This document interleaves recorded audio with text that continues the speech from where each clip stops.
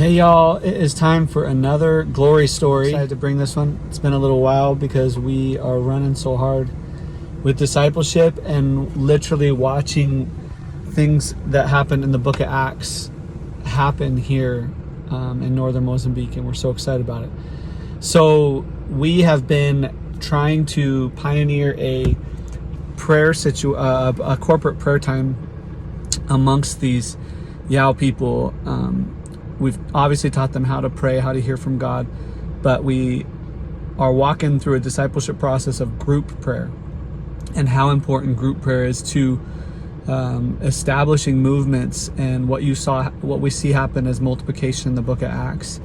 Even just starting with when Jesus went away, he told them to wait in Jerusalem until the power of the Holy Spirit came, and you see them waiting and tarrying and praying for the beginning of what would then be the greatest movement that ever happened. And so we have been going 4 weeks at a time in different houses, starting with my own house and training them how to do corporate prayer. Each house that we jump to, the host of that house has to be willing to try to walk through the process on their own, and we assist them and watch them, and probably in the next 5 or 6 months they'll have a discipleship prayer time consistently working through the groups in the churches here. We are on our 4th house now. It's been amazing. Last week was the first time in all of those times that I couldn't make it. We were out of town with the family. Carla was teaching somewhere else, and it was a good time for me to test whether they were able to be in the launch phase.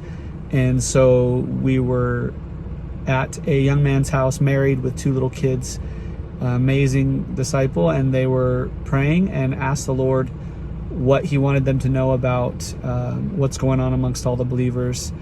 And one of our main elders heard the word of the Lord, and the Lord said to them, before the next church service, so for them it's not like a legit church service like you would think in the West maybe, it's a legit biblical church service. They gather, they read the word, they take communion, they pray together, they minister to each other.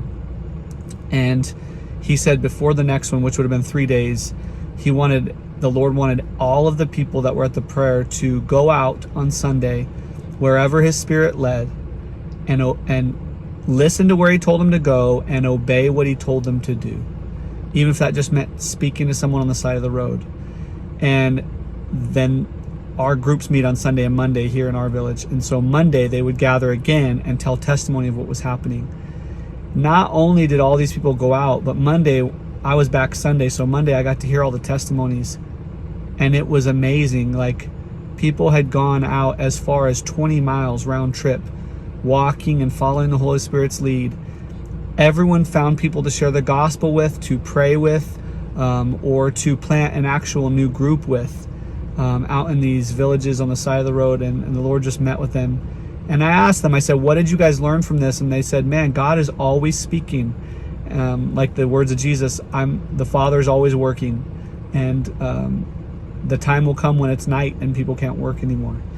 And so they tied together this thought of when God tells you to go and you obey and listen, he's already prepared people, and that goes for their own lives, that they can ask the Lord about anything and everything. And it was just such a huge time of encouragement and such a pioneering time for this Yao people group, because that I know of, that hasn't happened. It was self-initiated, it was self-hearing. I wasn't there, the white guy wasn't there, and though they're hearing the Lord great right now, to have me absent to hear the Lord, to walk through the steps, and then have all of the believers go and obey.